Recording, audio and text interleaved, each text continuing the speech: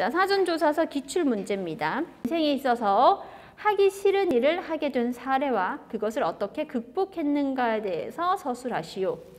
자, 하기 싫은 일, 어떠한 상황 속에서 내가 일을 하기 싫어했는지에 대해서 상황을 전달을 하시고요. 자, 그 하기 싫은 일, 내가 어떠한 노력, 어떠한 행동으로 이걸 이뤄냈었는지, 그 결과가 뭔데, 그로 인해서 내가 이 사건을 통해서 무엇을 배우고 느껴서 이 순서대로 쓰시는 게 대표적이라고 보시면 돼요.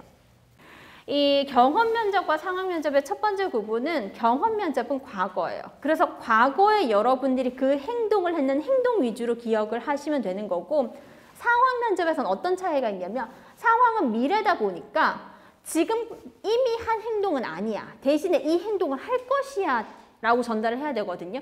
그러면 선택의 이유가 나와줘야 돼요. 그래서 우리가 상황 면접에서는 뭔가 선택을 해. 그리고 나서 선택했는 거에 대한 이유가 나와야 돼요. 근데 왜 그 선택을 하겠어? 좋은 결과물이 있을 것 같으니까 그 선택을 했을 거 아니야.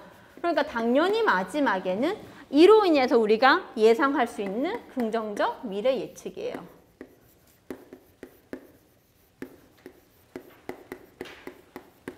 이게 바로 상황에 대한 작성 방법입니다. 그래서 요 순서대로 한번 기재를 하실 건데, 뒷페이지에 갑자기 제가 생뚱맞은 질문을 해요. 사전조사서 보이시죠? 왜 경찰을 선택했는지 본인의 가치관과 연결해서 작성하고 경찰에게 필요한 덕목 3가지를 기술하래요. 요거는 경험 면접도 상황 면접도 아니에요. 가치관 면접이에요.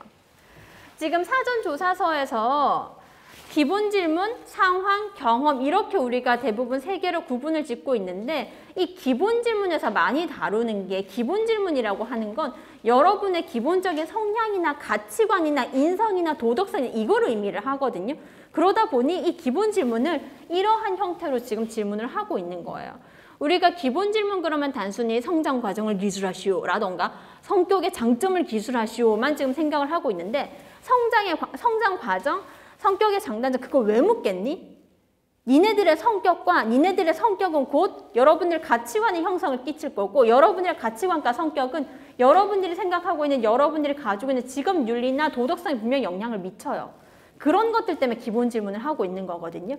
그래서 지금 이 보시는 형태도 기본 질문의 대표적인 형태라고 보시면 돼요.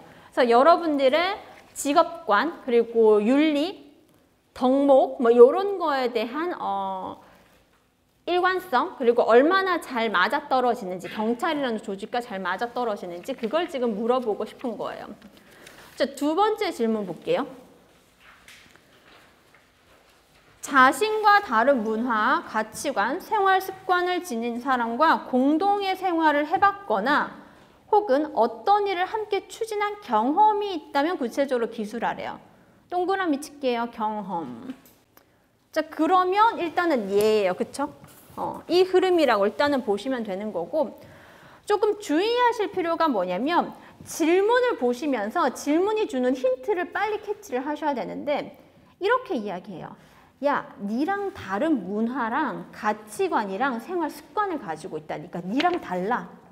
다른 사람들 다 원래 달라요. 근데 얘가 친절하게 지금 힌트를 주고 있는 거거든요.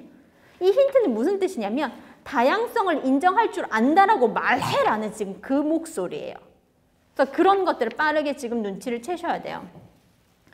그래서 이 주변인과의 다양성을 존중하지 않고 문제점으로 인식해서는 안 되거든요. 그러니까 다를 수 있어. 그 안에서 우리가 화합을 위해서, 협력하기 위해서 우리가 어떠한 노력을 하고 어떠한 행동을 해보고 어떠한 선택을 할까를 묻는 건데, 이걸 보면서 그래, 다른 놈 하나 있었지. 아, 나 지금 생활하다 살면서 보니까 그런 또라이가 없었어 라고 하면서 또라이 욕 쓰시면 안 된다는 거예요. 의미 아시겠죠? 그래서 이 다양함에 대한 다양성 인정, 그리고 그 안에서 새로운 창조물들도 분명히 나올 거예요. 창의성도 만들어질 테고, 그런 것들을 좀 활용을 하셨으면 좋겠어요. 이상한 사람으로 몰아가지 마세요. 좀 비슷한 맥락으로는 이런 질문이 있을 수도 있어요. 다른 사람은 해결하지 못한 걸 네가 해결한 적이 있니? 뭐 이러한 질문도 사실 마찬가지예요. 아 맞아. 그놈은 바보라서 못했고 나도 똑똑해서 했으니까 금막 까고 나를 돋보이게 써야지. 그러면 이제 완전히 당하는 꼴 나는 거예요. 의미 아시겠죠? 그래서 눈치 싸움에서 이기셔야 돼요. 자, 세 번째 질문 볼게요. 자신의 잘못된 결정으로 인해서 개인이나 집단에 피해를 끼친 경험이 있다면 구체적으로 기술하시오 라고 하죠. 왜 또 해맑게 또 잘못된 결정, 진짜 남한테 민폐 끼쳤던 막 그거를 막 끄집어내요. 없던 것도 만들어내요. 제발 그러지 마세요. 이 잘못된 결정이라는 그 개념을 어디에 둘 것인가라는 생각을 한번 해보세요. 그러니까 잘못된 결정이라는 게 꼭 누구한테 피해만 줘서 잘못된 결정은 사실 아니거든요. 경우에 따라서 이런 걸 수도 있잖아요. A라는 방법을 선택을 했으면 내가 조금 더 쉬운 길로 갔을 테고 조금 더 업무 효율이 높았을 거야.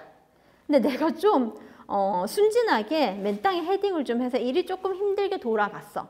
라던가 시간 대비 또는 인풋 대비 아웃풋이 조금 부족했어. 뭐 이런 것들도 사실은 잘못된 결정일 수 있거든요. 그래서 잘못된 결정이라는 그 단어를 듣는 순간 부정적인 결과물 이렇게 단편적으로 해석은 하지 않으셨으면 좋겠어요. 그리고 이런 질문을 들으면서 그 용어 있죠. 중간에 보시면 개인이나 집단에 피해를 끼친 경험이 있다면 이 용어를 들으면서 아 맞아. 잘못된 결정은 선생님이 너무나 나쁜 걸로만 인식하지는 말라고 했어. 그러니까 피해를 끼친 것보다는 차라리 피해를 안 끼쳤다고 하는 게 나을 것 같은데 막 혼자 막 이런저런 고민을 하다가 없는데요 라고 하는 경우들이 있거든요. 그것도 좋지 않는 방법입니다. 면접에서는요, 뭐 진짜 만에 하나 없다면 어쩌겠어. 뭐 없다고 해야지. 진짜 만에 하나 없으면. 근데 회복할 수 있는 말의 기회가 있거든요. 분위기가 있고. 그런데 이 문서에서는 없습니다라고 하면 밑에 쓸 내용이 없어지는 거예요. 그래서 그렇게는 접근을 하지 마시고 좀 가벼운 실수들로 인해서 조직에 어떠한 영향을 줬다던가 아니면 조금 더 긍정적인 또는 좋은 방법들을 모색할 수 있었는데 아쉬움이 남는다던가 이런 고민들을 해보시면서 쓰시는 게 좋습니다. 자, 네 번째 볼게요. 공동 목표에 대하여 공동 목표를 노력해서 성과를 이룬 사례를 한번 적어보라고 해요. 자, 같이 함께 결과물을 만든 적이 있니? 그 질문이거든요. 그럼 이거 뭐 묻는 걸까? 협동성이에요. 근데 이걸 협동성으로 지금 접근을 하셔야 되는데 자칫 잘못하면 본인의 뛰어난 판단력으로 가져가시는 경우들이 있거든요. 그러니까 그게 조금은 영향은 주겠지. 근데 그게 지금 주가 아니라는 거지. 의미 아시겠죠? 그래서 여기에서는 지금 뭐를 바라보셔야 되냐면 공동의 목표예요. 공동의 목표. 그러니까 함께 한다라는 그 생각을 반드시 가져가셔야 돼서 이 조직 생활의 특성들을 고민을 해보셔야 돼요.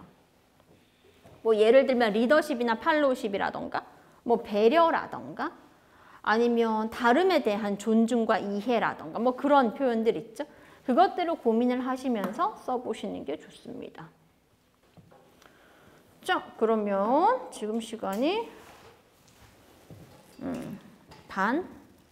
자, 15분, 20분 드릴게요. 한 문제 5분씩. 정말 친절하죠? 진짜 많이 친절해졌죠? 뭐라고? 그건 그거고. 자, 나 매우 친절해졌어요. 한 문제 5분씩 줄게요. 자, 5분씩 해서 빨리 4개 다 적어보세요. 그리고 나 많이 친절해졌는데? 인상이 얼마나 자비로워졌어요, 지금.